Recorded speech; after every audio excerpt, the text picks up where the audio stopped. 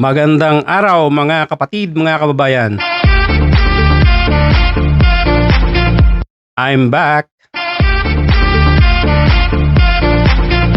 Thank you for allowing me to be part of your day.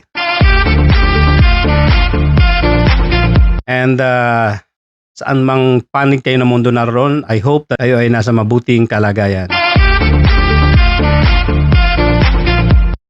At para dun sa mga bago pa lang, for those who are new in my channel, please subscribe and please hit the notification bell. The like button as well.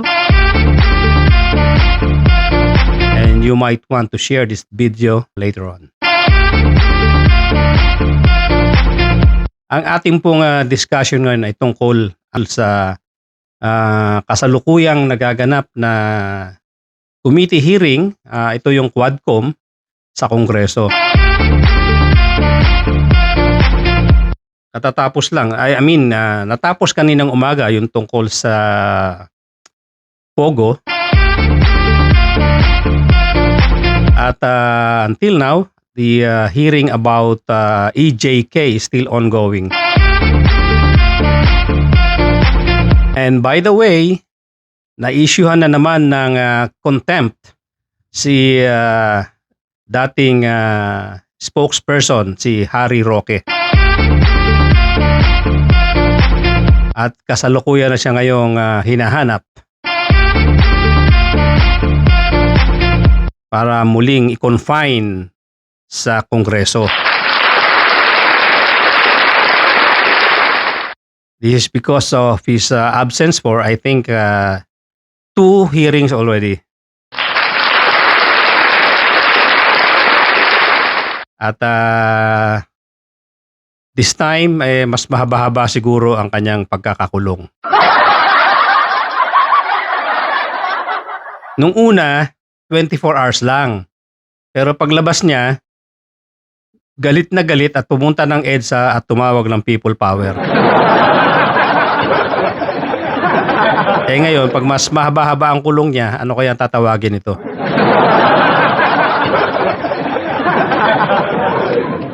Nananawagan siya noon sa EDSA. Hindi naman directly sinabi na People Power, pero ano pa ba gagawin niya doon?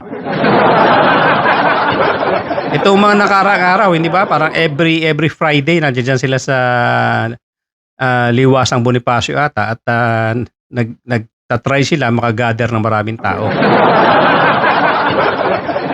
Pero wala namang nangyari, hindi ba? Anyway, ayun, kasalukuyan na siyang hinahanap. At this time talagang medyo matatagal-tagalan yung pagkakakulong niya siguro. Hindi ko ma-imagine kung ano gagawin ito pag nakalabas. Nakalabas muli sa pagkaka-detain. So ngayon po, ang talagang mag-discussion natin itong tungkol sa EJK.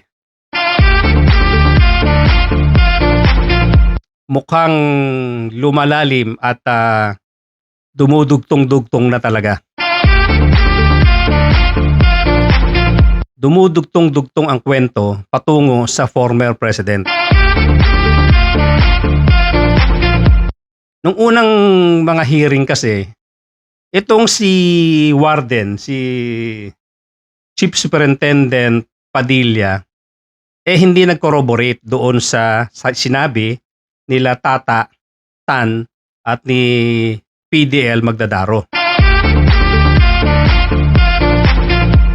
Talagang ang tigas ng pag-deny niya na ang order talaga ng pagpapatay dun sa pagkapatay nung 3 Chinese ay galing talaga sa pinakamataas na pinuno. Pero itong mga nakaraang hearing yata at especially today, nagbago na ang kanyang sinumpaang salaysay at sinasabi niya na totoo ang sinasabi nila Tan, nila Tata at nila Magdadaro, ni Magdadaro. Ang sinabi kasi ni Tata Tan nung papunta na nung nadali na nila yung mga Chinese, nung napatay na nila, naglalakad na sila papunta doon sa investigation area. Dala-dala sila ni Padilla. May tumawag daw. At tila naka-speakerphone si Padilla. At nadinig niya, boses daw ni Digong Duterte. Yun, ang unang mga nakaraang hearing, talagang dinina ito ni Padilla. Pero ito nga, yung huli, iba na ang statement ni Padilla. Inamin niya na diretso na totoong tinawagan siya ni Presidente Duterte. At kinonfirm niya na sinabi nga daw na congrats, good work, good job daw. Kaya lang ginawa niyong parang dinuguan. Yun daw ang comment. So ano ngayon ang nito? Ano ngayon ang implication? Di papalapit na ang lubid doon sa dating presidente.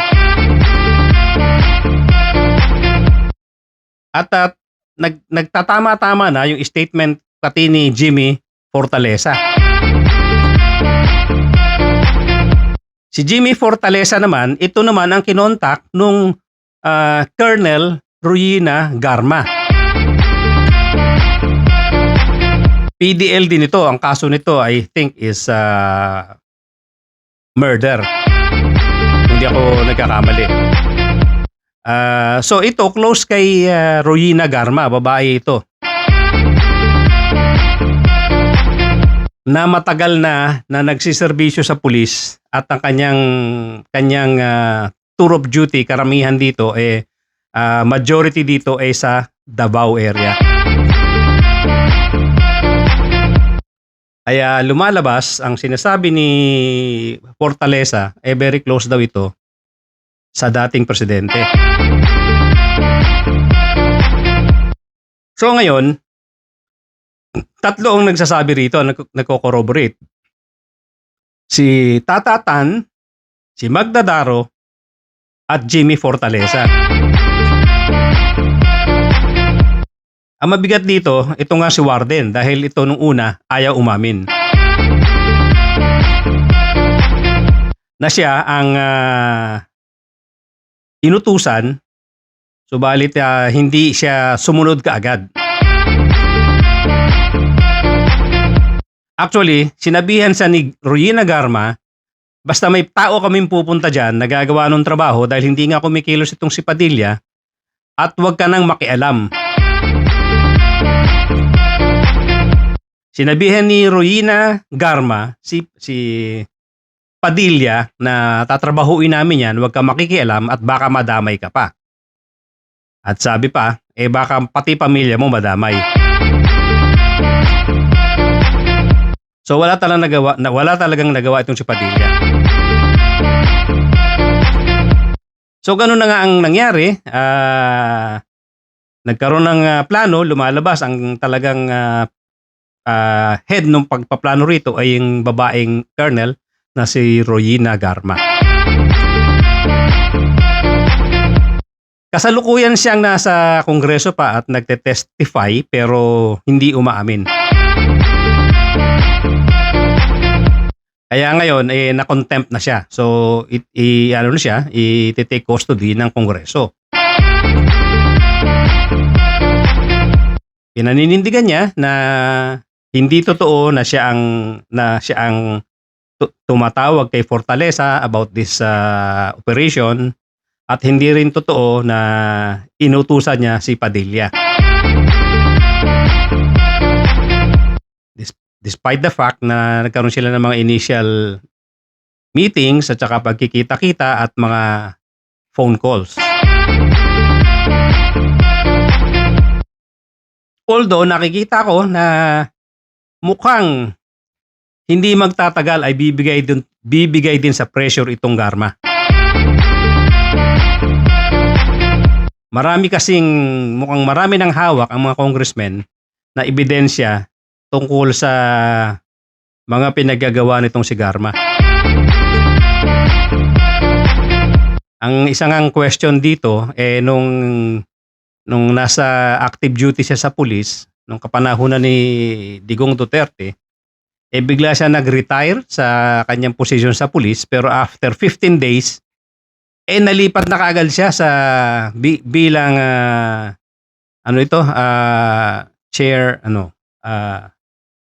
bilang chairwoman ng PCSO, general manager. Bakit in-establish ito ng mga congressmen? Kasi ayaw niyang aminin na close siya kay former President Digong Duterte. Ina-avoid niya na malink si Duterte dito sa usapin na ito. Kaya lang, kitang-kita sa pagtinitrace yung kanyang naging paglipat-lipat sa mga kanyang mga assignments, lalong-lalo na nung magretiro siya after 15 days, nalipat agad siya sa PCSO.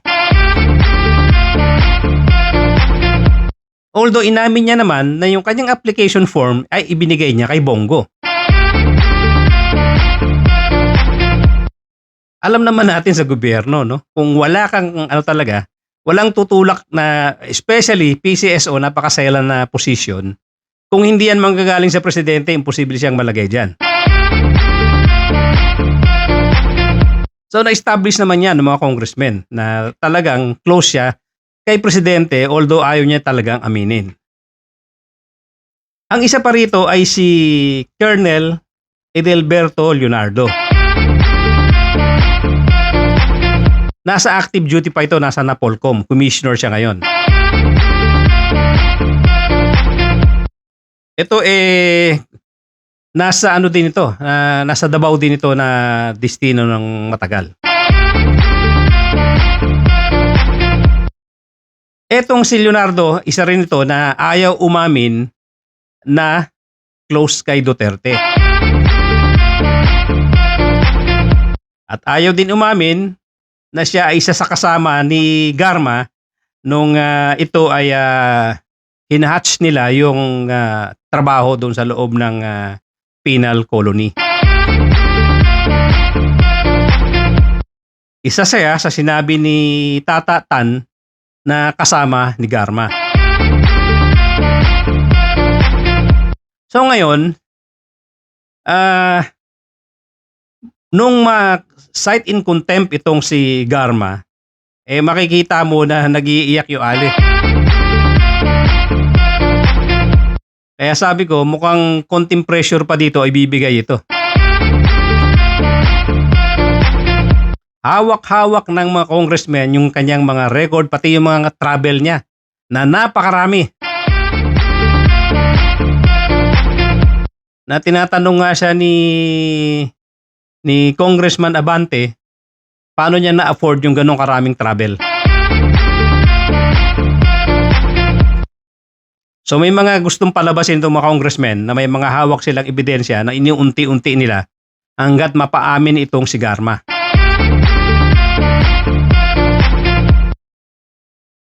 Ito na lang po ang natitirang pinaka-link ni former President Duterte. Pag itong si Royina Garma ay na-pressure at umamin, tumbok na po si Presidente Duterte.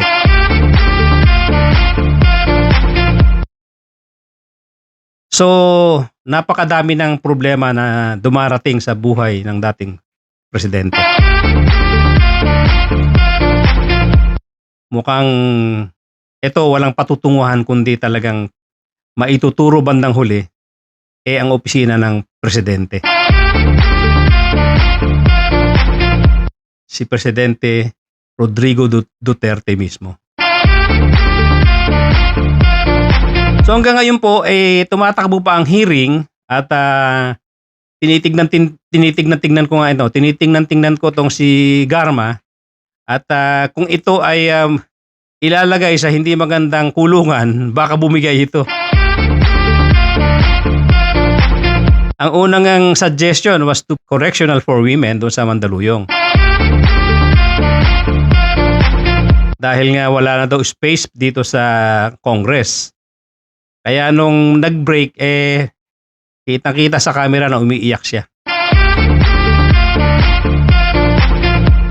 Although si Congressman, may humirit si Congressman Bosita, I know this congressman is close also to Duterte's. Humirit ito na baka pwede naman daw since Colonel Garma was a former police officer, baka pwede daw sa PNP Custodian Center na lang ikulong. Doon bigla nagkaroon sila ng ilang minutong break. But during the break, umiiyak itong si Colonel Garma. So sa tingin ko, talagang ilagay ito sa hindi magandang kondisyon na kulungan, baka bumigay ito. Dahil mahaba-haba ang kanyang kulong, ang kanyang detention, dahil ang kanyang contempt ay will stay until the duration of these Quad Committee hearings. So yan lang po muna at titingnan ko pa, ongoing pa rin itong hearing na ito, titingnan ko ano pa ang magiging development at ako ay mag-update later on. Thank you so much at again, dun sa hindi pa nakakapag-subscribe, please subscribe and hit the notification bell and please press like button also at paki-share na rin itong video sa inyong mga kamag-anak at mga kaibigan. Thank you so much and I will see you again.